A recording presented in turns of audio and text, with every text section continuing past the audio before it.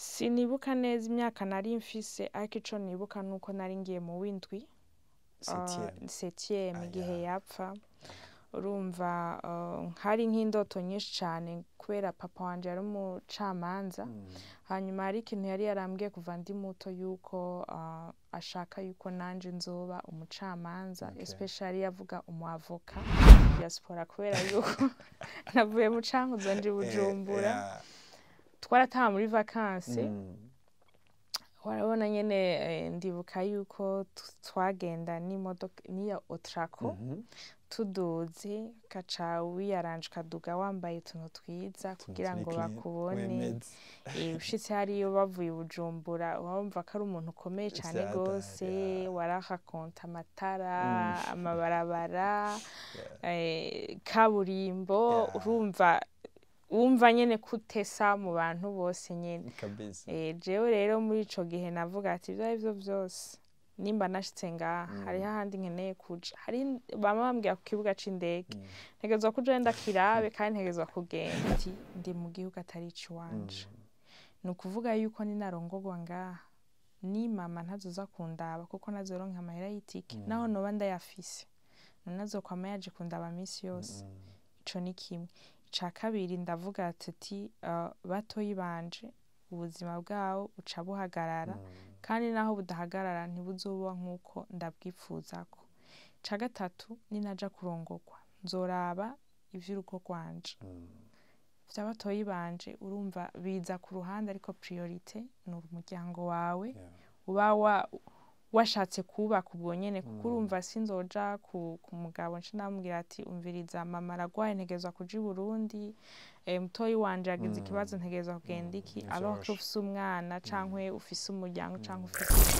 Kezimana Sandrine, have a seat. Tugira hala 5, c'est comment? Ça va. Umeze neza? Ego. Vyakweli? Nawe urakomeye. Fresh sana kama kawa. Umunsi wawe wagenze gutega Sandrine? Wagenze neza cane. Nice one. Niteka kuri Jimbere magazine, niteka mu kiganiro Have a seat kuba dushobora kuba turi kumwe na wewe Kezimana Sandrine. Ndibaza yuko imitima yacu iraryoye kubera yuko muri iyo ntebe wicayeko iyo ntebe hamaze abantu batandukanye bakatubwira histoire yabo bitandukanye bakatubwira byinshi bijanye n'ubuzima bwabo uyu munsi imitima yacu iraryoye kubera yuko Kezimana Sandrine ari ngaho onye kugira ashobore gutanga motivation kurundi gwaruka tange motivation kunahi watange motivation ku bandi bantu bazoba dukurikirana muri kino kiganiro afise ibintu byinshi cyane atwara mugabo kuvyubero vyiwe reka ndamusabe wenyene ashobore kwidondora neza na neza agira ko atubwira n'ibintu asanzwe akora Kezimana Sandrine mutwidondora. Murakoze cyane je nitwa Kezimana Sandrine nkaba ndi umu entrepreneur. Ego wavuze ngo ni ibintu byinshi mugabo ndabivuze mu ijambo rimwe. Urashobora kugira muri iyo entrepreneur ibyo usanzwe ukora nyene sinzi ko tubwira kamwe kugira abantu bashobora gutahura deep. Bon, jewe abatanguye kumenya abanzi nka Sandy. Hanyuma nkaba mfise Sandy Product. Nkaba mfise na Sandy Beauty Clinic. Muri iyo hakaba hariho n'ama Sandy Salon. Hanyuma abandi nabo banzi nka novuga nk'umuntu atwara Seka nawe. Tukora ama produits ama serviette hygiénique yaba mama canke abigeme. Kandi tukaba dukora dufise ubunye n'amapampesi y'abana. Merci beaucoup. Umuntu yumvise ibyo bintu vyose usanzwe utwara si ikintu coroshe mugabo inyuma ndisuye satsa kugira ushe kuri ibyo vyose hari ibintu byinshi wowe waraciye mu kugira ugere kuri iyo level. Je ndavyumvise for the first time nakwibaza yuko Sandy yavuye mu muryango urimo agaframbu kifashe neza mugabo peut-être uraza gutubwira byose ukuntu bimeze. Sandy wavuye mu muryango umeze gutega before ko utubwira ico kintu aka ya Sandy yaje gute? Sandy ni kubera naba mu gihugu ca anglophone naba mu gihugu ca Ghana hanyuma bambajije izina ryanje nkavuga Sandrine hanyuma bakambaza none Sandrine ni giki urumva kikabagora kuvuga kubera ari Gifaransa mu nyuma ndibuka ko umwigisha umwe niwe yatanguye kuvuga ati nta kuntu twogira shortcut tukavuga Sandy. Barabinsaba numva nakazina keza kari soft ca ndagakunda donc nk'abantu benshi especially muri Ghana bose ntibazi yuko nitwa Sandrine hariho n'amadoki musanga banyandikiye ugasanga bazi ko nitwa Sandi rero akazina kaciye kaza hamaca ndagakunda na jewe nice one uco hitamo no ku bikorwa vyawe Sandi Salon hose uhitamo Sandi naciye mbona ari keza kandi ari gato ndagakunda yes ni Sandi yavuye mu muryango umeze gute Sandi yavuye mu muryango w'abana batanu nkaba ndi imfura nkaba kandi ndi umukobwa ndi jenyene n'abahungu bane nice one ego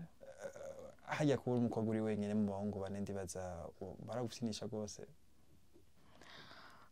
ubwa mbere ngifise umuvyeyi wanje ndabafise bose ari babiri nari ntonye kubera yuko hari ijwi ryama ryambwiye mafi hari ijwi nabona yuko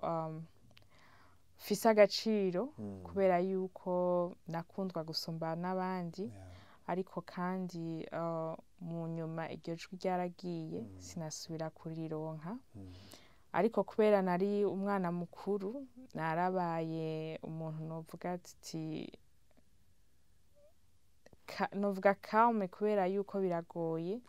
iyo ubona uri umuntu ukundwa hanyuma mu nyuma ukaba umuvyeyi umwe ari wategerezwa kubafata mwese ntivyari vyoroshe kuri we kubera yuko abana batanu mu muryango umwe urumva biba bigoye cane surtout yuko bose utegerezwa kubajana kw'ishure bose utegerezwa kubahereza ico bakeneye cose vyari bigoye cane gose ariko Imana ishimwe no musi yatugejeje aho turi kandi turamwishimira kubura umuvyeyi vyasize ikintu gicaye mu muryango wanyu kubura umuvyeyi twebwe cadusigiye ikivide kinininya cane kubera yuko nihereye kuri jewe hariho ivyo numva umengo nari kuba narashitseko ariko ari ngaha ariko kandi ndishimira ko hariho responsability naciye ndonka yukuba nk'umuvyeyi wa kabiri nkuko batoyi banje babimbwira yukugira ngo shobore gufasha mama wanje kugira ngo ryateka cankwe hamwe twifuza kuhashika dushobore kuhashika rero ikivide kinini burya iyo ubuze umuvyeyi canke umuvyeyi agiye mu muryango kiba ari ikintu kitari ciza cane gose hariho igihe usanga indero y'abana iciye igenda kubera yuko hariho umuntu yama burya umupapa n'umwami wo mu rugo abamama bama bari soft bama bakunda abana babo kubera yuko relationship hari y'umumama n'umwana ni ikintu gikomeye cane hariho igihe rero umumama abona ikintu akavuga ati no uyu n'umwana wanje ntibamunkorere kuko yarangoye yaragize iki ariko umupapa akavuga ati no indero niyi bitegerezwa kumera nk'uku bitegerezwa kugenda nk'uku rero iyo ataba hari numva ya responsabilité iravaho ariko kandi twebwe turashima yuko ivyo bintu bitigeze bishika kubera yuko naho yari umwe yashoboye kuduha iyo ndero arashobora kumaintaininga naho bitari vyoroshe ariko iyo ndero turayigumana nibaza yuko ikindi kintu naco twarashoboye kuja hamwe twese turumvikana turabona yuko ntako turi bugire yagiye ariko kandi none bica bigenda gute côté financier hari ikintu côté financier vraiment novuga yuko ntivyari vyoroshe ariko kandi Imana yarahabaye kuko twarize amashure turayaheza aho twashaka kwiga twarahize ariko kandi ntibiba vyoroshe ariko twarabishitseko ico gihe wari ufise imyaka ingahe wari mwakangahe gufata responsabilité yose y'umuryango mbega vyari vyoroshe kugira ushobora kuvuga ati ubonye ni jewe nshobora kumaintaininga ya responsabilité le fait que papa yitavye Imana sinibuka neza imyaka nari mfise ariko ico nibuka nuko nari ngiye mu w'indwi 7e igihe yapfa urumva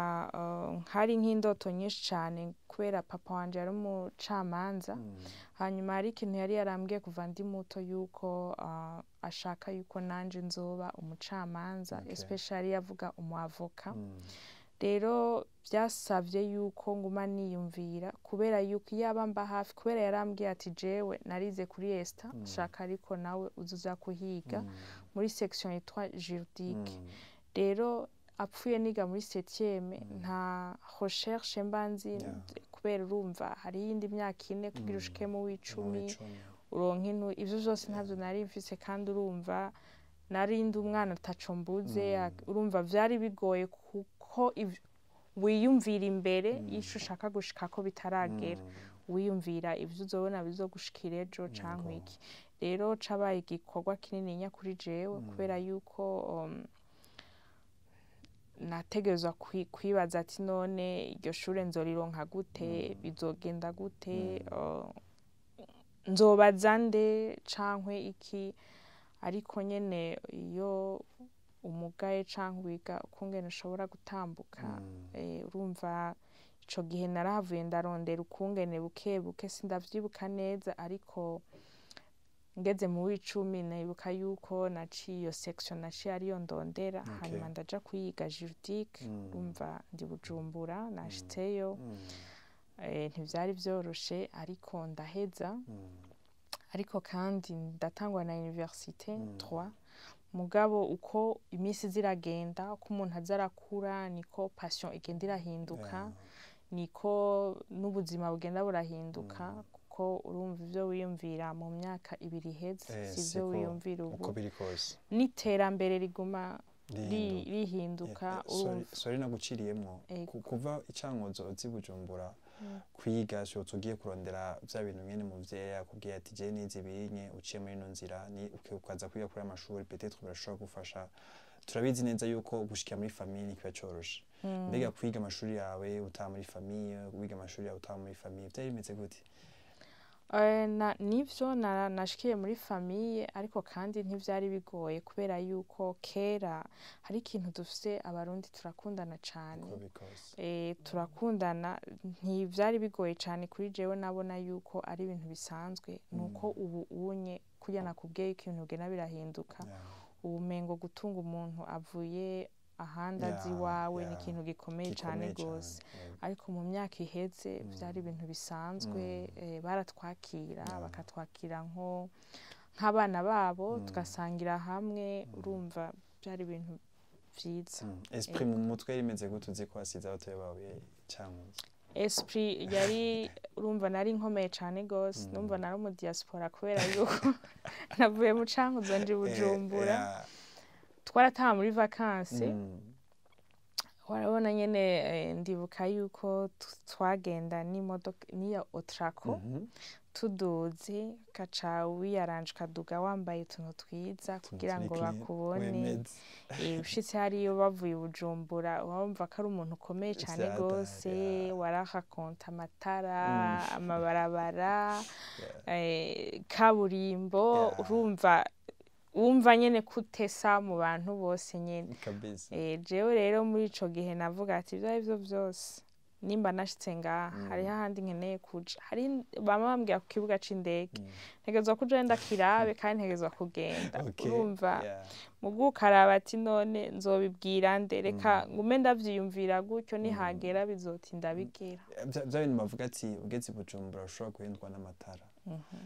zaragushikiye gasandi le fait for the first time ugeze Bujumbura uzi kuje kwiga turazi neza yuko ibintu bidutwara umwanya ni vyinshi cyane aho gufocusinga ku goals yacu surtout ku bantu kenshi usanga twavuye ruguru igihe ushiki Bujumbura ni wigeze uhendwa n'amatara canke igihe nshiki Bujumbura sinigeze mpendwa n'amatara kubera yuko nkiri muto mama yarakunda kutumanukana akatuzana tuje kuraba abo muri famille ariko ikintu cangyoheye cane gose nuko nji Bujumbura nje kwishure nagize imishatsi mu mutwe urumva baratumwa hanyuma ndibuka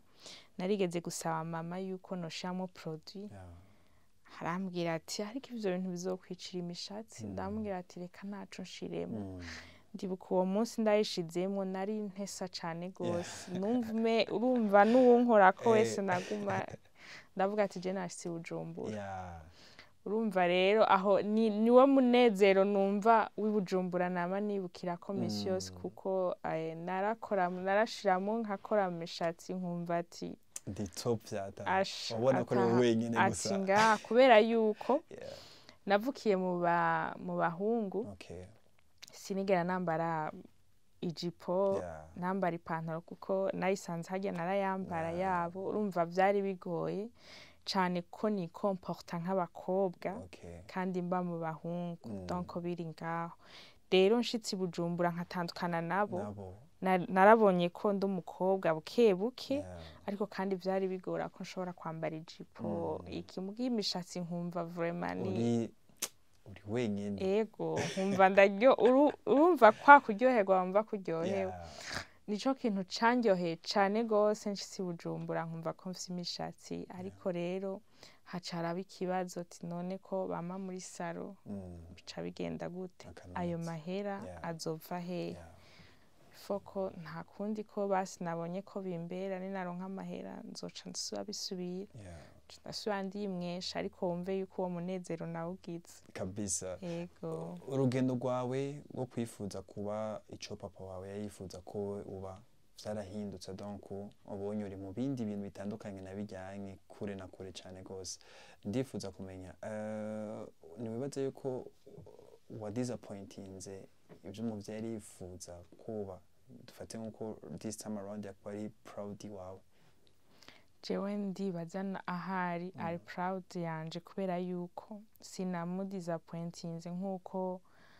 wowe ubivuga kuko ishingano ryanje nararikoze co ashaka ko niga naragikoze ariko kandi nawe ndibaza yuko yaba ari ngaha yari kubona yari kumva ati wakoze ibyo ushoboye wakoze ibyo nashoboye ariko kandi imyaka yawe canke ico wifuza gushikako bwa burenganzira bw'umwana uraburekuriwe bwo gukora ico ushaka rero nico gituma nagiye muri passion yanje ndumva yuko ndyohewe kandi muri iyo passion yanje niyo yatumye inyereka yuko impa ya responsibility yuko kumva ati ni ivyanje reka rero ndavye-explore nongere mfashe n'abatoyi banje kabisa urugendo rw'iterambere ryawe turifuza kumenya urugendo rw'iterambere ryanje Ghana kugera aho ugeze ubu ruragoye cane gose kubera rwaciyemwo novuga ibintu bikomeye cane jewe ndavyita bikomeye kubera yuko hari umuntu agira amahirwe akavuga ati ndarosa amahirwe yo kuja hanze ndarosa amahera ya bourse ariko muri ayo mahera ni jewe ngomba nifate neza ngomba nige ngomba ndonka akazi hanyuma ubuzima butangure jewe ntivyagenze uko film iratanguye rero sandi jewe ntivyagenze uko kubera yuko muri ayo mahera nategerezwa kumva yuko mfise ikintu nkeneye gukora ico kintu cari kigoye cane kubera yuko nasize abana batoyi banje bane basigaranye na mama bari mu Cankuzo mbega none nshaka gukira jenyene canke nshaka gukira n'umuryango wanje urumva ico ni kibazo niha none bizogenda gute ndabiraba ndavyiyumvira ndavuga ati rero mu buryo mfise canke mu buto bwanje ndakwiye kwibaza aho nshaka gushika naho nshaka gushikana umuryango wanje muri ico gihe rero naravuze nti okay ikintu cambe je nashitse Bujumbura ariko bo ntibarashikayo peut-être nta ndege uzokurira mu Cankuzo tegezwa kwanza guca Bujumbura reka tubanze tugire iyo step yuko bashika nabo ngaha hanyuma tuzobiraba buke kuko bizoza biragenda rero muri iyo bourse canke muri utwo duke nari mfise narabazanye Bujumbura rero ntivyari vyoroshe kubera yuko nabo baje Bujumbura biga ama prive n'amahera niki vyose urumva ndabakuye hariya niki foko ndabasapotinga hariho igihe bitoroha hariho n'igihe vyagorana ariko kandi ndabashimira cane gose kubera yuko baratahuye bari kuvuga yuko nabataye mu rudubi kuko urumva kubwira umuntu tutekeruze ja kw'ishure genda wiyandikishe nawe utabona ukungene bigenda ikibazo gihagaze ngaho nyene uri hariya kw'ishure ugafata iyo charge batoye bawe bose bane ukabazana i Bujumbura Minerva turazi ukuntu ewana ari problème gufungura kwambara sometimes barashaka gusohoka nabo nyine n'abagenzi babo iyo charge yose wayifata gute alors que hari yanye mbega wararonka akanotsi gakwiye gushobora ku maintaining izo charge zawe zose sinaronka gakwiye ariko kandi naravuze nti ni risque niho natanguye kubona ko vraiment ndi umu entrepreneur kubera yuko umaze gufata risque nk'iyo nawe ataho wishikanye urumva ni ikintu gikomeye cyane rero naguma niyumvira ikintu cagiye kunkomeza nashitse mu gihugu abantu bakanuye byaboneka nk'uko jewe mfise masque cankwe mfise ikindi kintu ndavuga nti right now ifoko ndayikurako kugira ngo shobore kujana nabo na speed yabo kuko ninagumana vya bindi vy'iwacu ndahakomerekera kandi biragoye ari umwana w'umukobwa kandi no kwitwa aho nari ngeze hari aho kuvuga ati why not shitse mu gihugu baramvugishije kuronka umugabo canke ikindi muri universite ndiki urumva ibintu byose byari vyemerewe ariko kandi nkavuga ati ninaja muri ivyo none ndino ndashobora kuvuga ati ndagiye no nganda basezera ndababwira ati jewe naronse umugabo ngaha kandi merewe neza cane gose ariko ni mwirabe ngaho ubwo izo offre zironka z'abantu nyine afise inoti izo onye ndavuga tutaha rero ni shwa ni swat ndakomereka swat ndabandanya niyo ni risque nayo wafashe iyo ni risque umuntu afata hanyuma ntibiba vyoroshe cyane ntibiba vyoroshe cyane et surtout n'imyaka ubugezeko rero kubona ndabisimba kugira ngo shobore kugira iki urumva nico mvuga ati n'umuvyeyi wanje azoba proud kuko muri iyo myaka kugira usimba ivyo bintu hanyuma ubandanye ico washatse gushikako umva kirakomeye cyane none ko benshi muri no misi usanga bibagora surtout le fait que umutima umukubwira ati yo ajya amahera aroroshe kuronka sivyo no hasolinga gose nugira iki so nta kujya mugabo nimba kurondera ashaka gutamwa amafaranga ameze neza biroroshe wibaza yuko uhanura iki kuri rwaruka rudusanga yuko rufata inzira yoroshe cyane aho gufata iyo yindi risque yo kuvuga ati I can make it on myself jewe nibaza yuko iyo uvuze ati biroroshe ntivyorohera kuri bose hariho abagoye hariho n'abatagoye ikindi kintu na jewe nariha sene nkavuga ati ndi mu gihugu atari iciwanje ni ukuvuga yuko ninarongorwa ngaha ni mama ntazoza kundaba kuko nazoronka amahera y'itike naho noba ndayafise nazokwama yaje kundaba misi yose ico ni kimwe ica kabiri ndavuga ati batoyi banje ubuzima bwawo buca buhagarara kandi naho budahagarara ntibuzoba nk'uko ndabwipfuzako ica gatatu ninaja kurongorwa nzoraba ivy'urugo rwanje vy'abatoyi banje urumva biza ku ruhande ariko priorite ni umuryango wawe uba washatse kubaka ubwo nyene kuko urumva sinzoja ku mugabo nce namubwira ati umviriza mama aragwaye ntegerezwa kuja i Burundi mutoyi wanje yagize ikibazo ntegerezwa kugenda iki alors ko ufise umwana cankwe ufise umuryango cankwe ufise iki donc ivyo vyose umuntu arabishira ngaho onye biragoye ariko uricara kugira ngo wiyumvire ushobore gushika aho hantu ivyo vyose rero vyaranciye mu mutwe ndavyiyumvira turicara turadiskita navyo ati none turabe nindatsinda hanyuma ubutsinzi aratsinda kabisa yego akano turakaronse kugaruka iwawe mu Burundi vyari bimeze gute kugira ushobore guhitamo kuza ngaha iwacu? Bon, rero kugira ngo ntangure narize ariko ndiko ndiga narabona abana twigana bafise amamodoka bafise ama business nkababaza ati none mwebwe vyagenze gute, mwavutse muri abana b'aba boss, ayo mahera mwayaronse gute cankwe iki. Rero fait yuko winjira muri culture atari gwawe canke ugenda uriga. Muri ico gihe rero nagiye ndiga, ndibuka yuko ntaraheza n'ishure nari namaze kugira aka agence de voyage n'umwana twigana, turavuga ati none ko tuvyiga kandi tubizi kubikora, why not tutoza turigurishiriza ayo matike tugira iki. Hama turarondera, ndibuka ko kubera jewe naronka amahera ya bourse nambwira ati hakenewe angahe, twaja kwandikisha ishirahamwe hanyuma natangwa kudandaza oriye y'ukwiga, ahubwo natwe tuza turadandaza. Aho rero ndatanguye ndaharonka utuhera dukenya, ariko kandi ndaja gukorera umuntu, ndagenda ndakora hariya,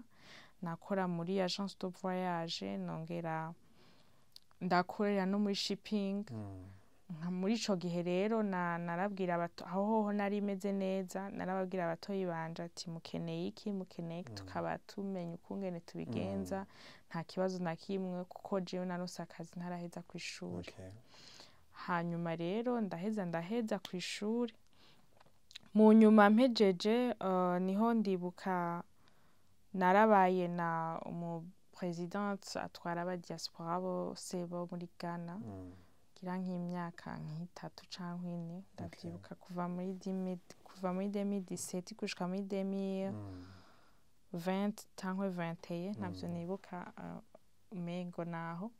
Rero ndi ngaho onye niho naciye ntangura nakuza ndaza i Burundi, narafata ikonje nkaza umwaka uheze nkaza ngaha. Ariko ndibuka igihe nari naje ngaha hari inama bari bantumiyemwo, ndaza ngaha ndayijemwo namara imisi 5 gusa, hanyuma baca corona iciratera, baca barugara indege. Ndibuka ko nashobora nashaka kugenda vendredi bugara jeudi soir, donc sinashoboye kugenda, mba stucked ngaha. Rero vyari bigoye ko nsubira inyuma, kubera umuntu avoyagije avuga uti nzomara imisi 5, ngenda ntekeye ibintu vy'imisi 5, nta bindi ntekeramo. Rero amavuta nari nazanye yaramperanye, amaze kumperana kubera ukwezi kwa mbere, kwa kabiri, kwa gatatu nari ngaha. Ndibuka ko namaze amezi 11 ngaha. Hanyuma ndagwara ibihere, amavuta nari nsanzwe mfise aramperana, ndaja kurondera kw'isoko ndabura, nkaronka abantu babigwaye, nkaja kwa muganga nkagira iki, ariko vyose biranga. Subiye inyuma niho nisigaye amavuta yanje casubirana kugira wa mubiri nari nsanzwe mfise. Rero nca ndagira test ni ukuvuga yuko ati reka ndungikire bamwe twahura ndabe ko bishobora vyobafasha. Birabafasha, bimaze kubafasha rero nca ndabaronkera makeya, ahubwo ca nisanga ari business. Ca ndatangura ndavuga ati none why not noja kugira agashirahamwe hariya. Mugabo ndatanguza kubera passion yanje yari aviation, kuko nivyo nize. Naratanguje agence de voyage yitwa Sandy, hanyuma ndayitanguza ngaha. Ariko kandi kubera yuko sinaba ngaha, nashizemo umukozi abandanya yikora. Mugabo mu nyuma rero jewe ayo maproduit camvuga ati hinge ndayizanire ngaho. Ico nakoze naza ndafata nkamara nk'amezi 2 ngaha, ayandi nkagenda hariya nkaza ndakuranya gutyo. Ariko mu nyuma ndatinda ndabona yuko ngaha hamotiva gusumba hariya, kuko aha ni wacu. Hanyuma ikindi ndabona yuko malgré ko nayo maze imyaka myinshi naba ngaha, ndabona yuko ubu shobora kuhaba kandi shobora no gukoreraho business yanje. Rero ca ndatangura izo. Mugabo mu nyuma ndavuga ati none nzozana ama produits cosmétiques gusa, kubera naciye nja kubaza ukungene babimeranja iki, ndavyiga. Mu nyuma niho naca ngenda muri Egypte kwiga ibintu vy'urukoba niho nacangira Sandy Beauty Clinic aho tugira amasoins de visage, pedicure, manicure. Hanyuma rero maze kuyizana ndaza ndayugurura ngaha ndashiramo mugabo mu nyuma ndavuga ati maze kugurura Sandy Beauty Clinic niho navuga ati no aha ifo ko ntekera nkagaruka. Ubu rero ca ndaza Burundu nje Burundu ariko kandi ndaza mfise iyindi projet nari mfise ku mutima cane yo gufasha abakenyezi n'abigeme rero ya serviette hygienique niyo nayitangura Sekana kugira ngo société yitwa The Pride of Strong Women kugira ngo fashe baba mama cankwe babigeme batahope baba bafise nico gituma yitwa Sekana kugira ngo kubera biragoye deja uri muri period ngaha ni tabu kubivuga two dukoresho ko turonka kiragoye jewe rero nca nibaza nzane Sekana kugira ngo nzane les produits ziri affordable umuntu wese ashobora kukaronka. Eko bica bitangurira ngaho nca nisanga nagarutse iwacu nisanga nahakunze urugendo rutangura uko n'akazi kawe ukabona kagenda neza uri ngaha. Nukuri ndashima uko biri kose. Ndifuza kumenya d'après société y'iwacu twama tubona yo kumengo iyo umukenyezi canke umwigeme ateye imbere surtout ku ma produit yiwe canke ku ma projet yiwe twama tubona neza ko ari mu kuboko k'umugabo canke ko ari mu kuboko k'umuhungu canke ko ari mu kuboko kw'iki tukibagira yuko n'umukenyezi afise uruhara rwo gutera imbere ndetse akiteza imbere agateza imbere n'igihugu cacu. Ndifuza kumenya n'ivyo ibintu nka wewe d'après l'expérience zose umaze gucamwo gushika ahanyu ugeze umukobwa canke umukenyezi yifuza kugera to the next level ku ma project yiwe ubaze ko n'ivyo ibintu ashobora kwirengagiza agafocusinga ku vyahe ashobora kugera kuri level imeze neza surtout ku ma ideas canke ku ma projet yiwe. Nukuri uvuze ikintu ciza cane culture yacu iradutega iradutega kubera yuko na jewe ndibaza yuko iyo ntaja hanze kugira ngo mbone iyindi culture mbone ukungene abakobwa bateye imbere mbone ukungene nanje nshobora gutera imbere nibaza ko ntari kubishikako kubera yuko twebwe culture yacu iratubwira yuko hariho ikintu bama bavuga ngo turi inkingi y'umuryango urumva nitwe turaba mu rugo turi ngaho natwe tukasha tuba proud y'ayo majambo ariko burya iyo wiyumviye ayo majambo avuga vyinshi ntavuga ko twicara muhira ahubwo ni y'amaboko gihumbi babandi bashoboye gukora vyose. Rero gusa ico nabonye nuko iyo ushatse iyo waduze ukarengera ivyo bintu ngaho hariho maybe side level ushikako ugacu ushaka kuvyitwaramwo nabi ariko ukibagira icuri. Kwibagira icuri no kuvuga yuko nk'ubu onye ndumukenyezi nashitse ngaha ngomba gusumba umugabo ivyo maze donc bamaze guta valeur yawe y'umukenyezi ntuba ukiri kimwe ushaka gushikako. Ariko ni yaba uri umukenyezi uvuze valeur yawe uzi n'icurico ukaba ufise vision kugira ngo ushobore kuyibandanya ko urayiha kandi ukayigerako. Rero culture yacu iratwica ariko kandi natwe turiyica kuko jewe nama mvuga nti iyo wakoze ikintu umuntu akavuga ko wabikuye mu bagabo naza guprove akwereka uwo mugabo wabikuyeko ariko kandi mu gihe abivuga adafise preuve azoguma bivuga wewe uguma ubandanya. Rero niwabona kabosi raje urambwiye ngo nabikuye ku mugabo naka ukambwira uko onye ko ndabifise kandi uwo mugabo akaba atanyitwariye urumva jewe numva umengo nta kibazo na kimwe kiri. Ikibazo nuko mbe uri giki ushaka gushika hehe uwo muntu ariko arakuvuga why akuvuga nukuraba nizo mpamvu zose kugira ngo ushobore gutahura ayo mati none bariko bamvuga ati n'umugabo yabimpaye peut-être uwo mugabo nawe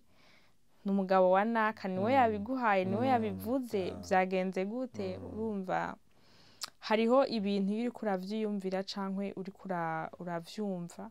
wewe biri concerne uzi ukuri kwawe urabandanya, ariko naho iyo uri kuca mu bintu atari ivyo nibyo bica biguca intege ugaca uhagarara kabisa. Muri ico gihe rero jewe numva yuko ntidukwiye kurengera culture yacu, dukwiye kurengera ivyo abantu batuvugako, dukwiye kurengera wewe ugakurikiza ukuri kwawe aho ushaka gushika n'ivyo ushaka kugerako. Muri ico gihe intumbero niwe uyiha kandi niwe wipfuza gushika aho ushaka gushika, kuko nta muntu azoza kukubwira ngo shika ngaha wewe utavyiyumvamo kabisa. Abakenyezi n'abantu usanga bakunda gusamazwa n'utuntu tumwe dutuma peut-être badashika ku ndoto zabo. Wibaza ko n'ivyo ibintu umukenyezi ategerezwa kwirengagiza kugira ashobore gutera imbere? Biragoye cane gose, kubera yuko iyo umukenyezi afise amahera mugani nk'uko kwawe tuba dushaka utuntu twose twiza ntancishe mwijisho, iki ni gwanje, iki rero biragoye cane gose kugira ivyo bintu birengere, kuko ni ya patience navuze, ni ya ntumbero yawe navuze. Urashobora kuba ufise dufate nk'amahera nka 1 million, ukavuga uti 1 million ngiye kuzoyakoramwo umugambi, ariko umuntu akakubwira ati reka duce muri arena gatoya, ugasanga uraryohewe, ayari mu mufuko yose urayatanze, ejo uja kurira bikagenda gute? Rero ifoko uwo muntu akubwira gutyo banza ukora ico kintu wihaye intumbero, hama kuryoherwa uzoryoherwa muri benefit. Ariko Sandi mbabare kuri kino kibazo,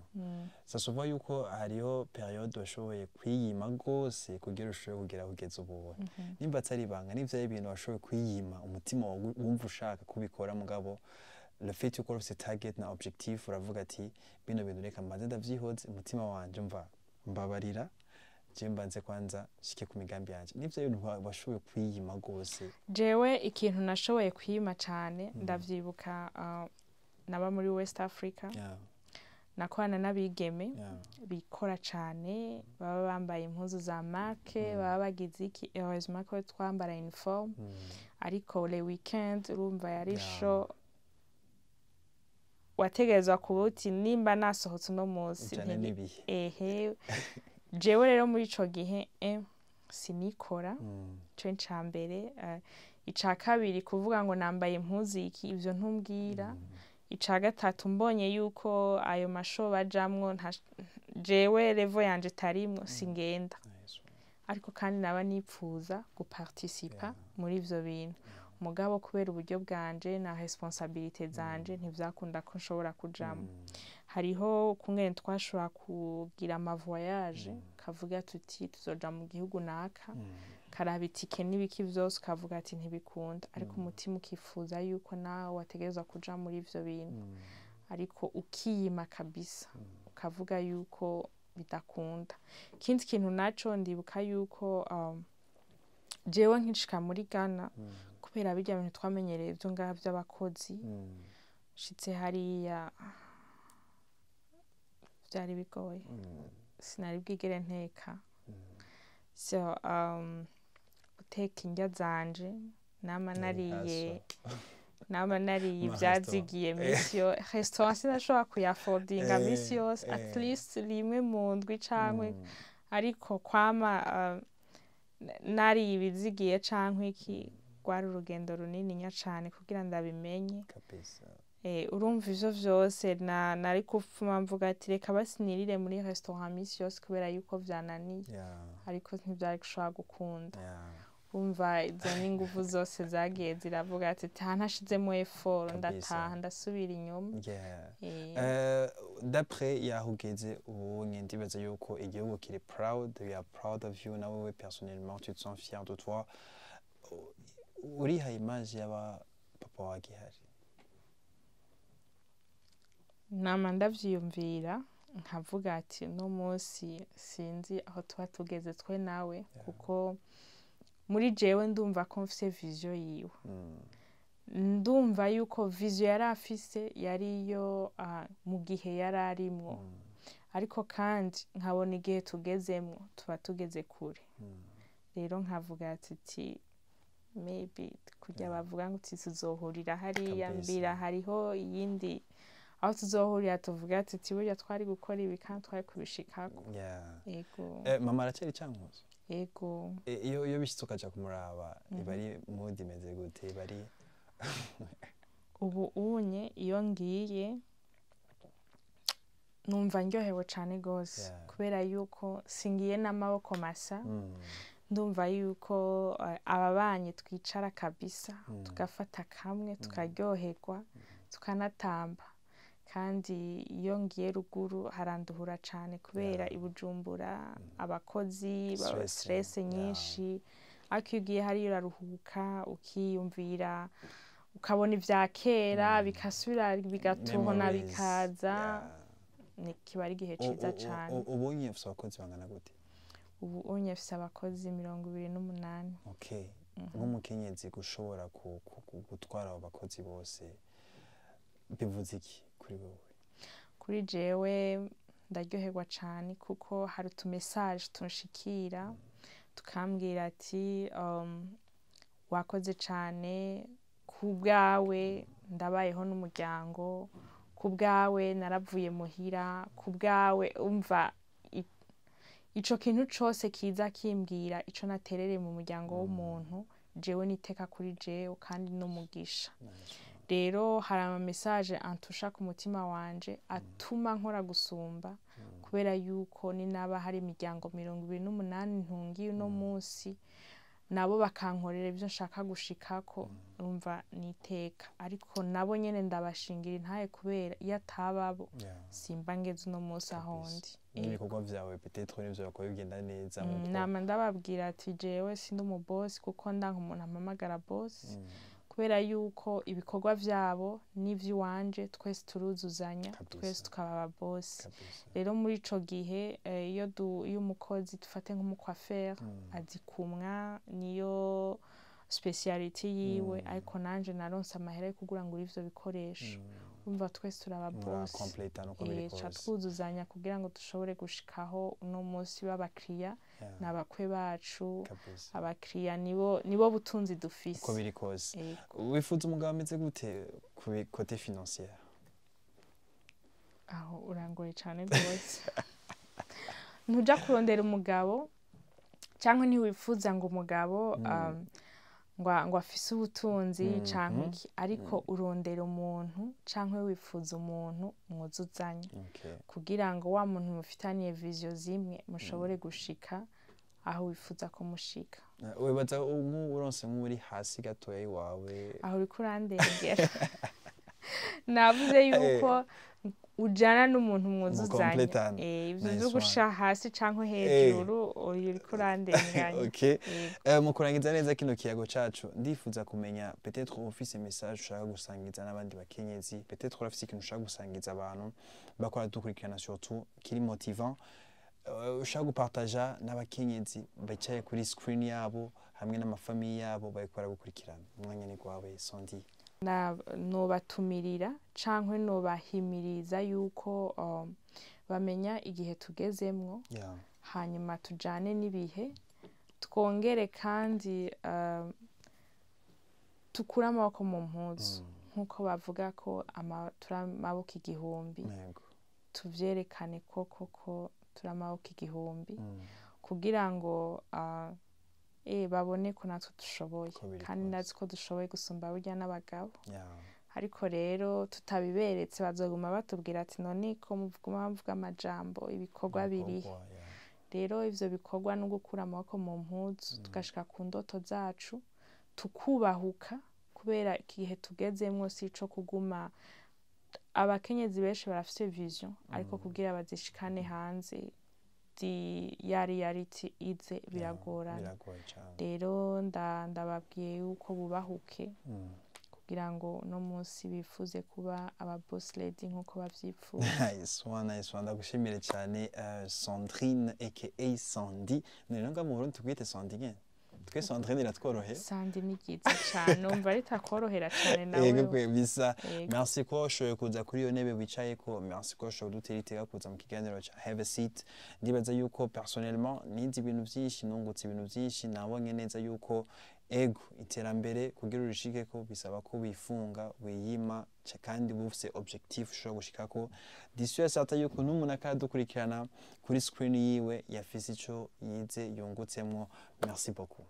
Murakoze cyane namwe kuntumira kandi ndaryohewe cyane. Ndibaza na next time tubahamagaye kujya mwabangutse no munsi ni kujya tugira Halo 5 mukarangiza. Sawa. Merci.